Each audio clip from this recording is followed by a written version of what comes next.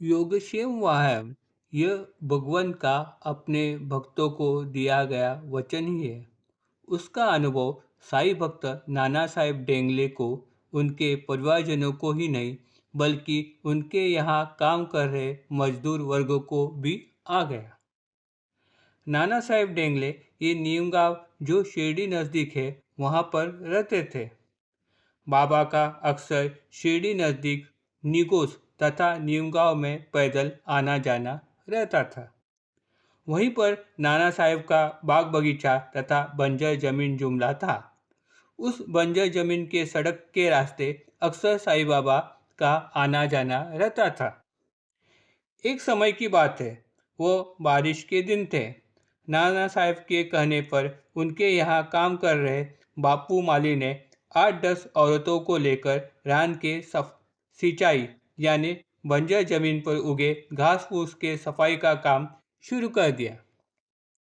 उस बंजर सड़क के नज़दीक ही एक कवट तथा इमली का झाड़ था।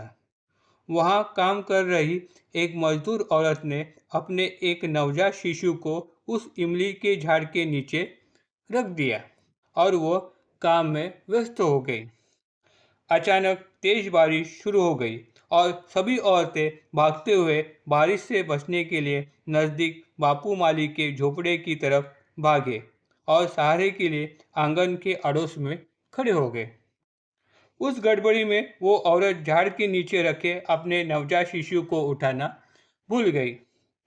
कुछ समय बाद उस औरत को अपने नवजात शिशु की याद आ गई और घटना के गांभीर्य को देखते हुए तीर की तरह वह रोते बिलखते उस इमली की झाड़ की तरफ भागी। तब तब तक बारिश भी कुछ कम हो गई थी।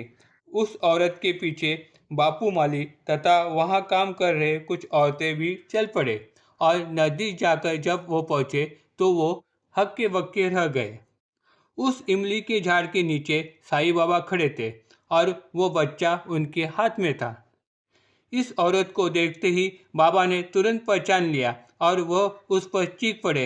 उन्होंने कहा, कैसी माँ हो तुम, लो अपने बच्चे को संभालो।